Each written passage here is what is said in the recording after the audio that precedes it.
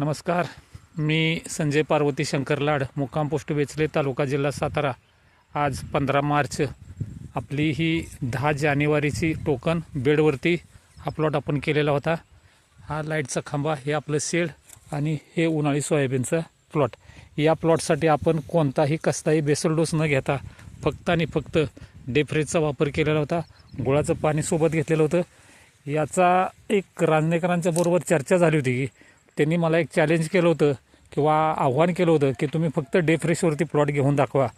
त्याला मी सहमती देऊन हा डेफ्रेश आणि गुळाच्या पाण्यावरती प्लॉट घेतला.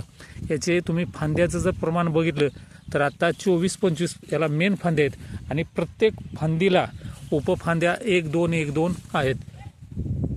आणि अजूनसुद्धा का आपण आता गुळाचं पाणी घेत नाही, आता फक्त डेफ्रेशचा वापर करून शेवटपर्यंत या प्लॉटचं नियोजन करत आहोत. तुम्ही कुठं पण बघू शकता. याचे फुटवे बघितले तर जबरदस्त फुटवे आणि प्लॉटची हाईट. बरेच जण म्हटले की डेफ्रेश फवारल्यानंतर हाईट वाढते. हा समज चुकीचा आहे. हाईटबरोबर फुलं वाढतात, फांद्या वाढतात. याचं या प्रयोगातून आपल्याला आता आपण सिद्ध करत आहोत. धन्यवाद शेखर रांजणेकर आणि धन्यवाद डेफ्रेश.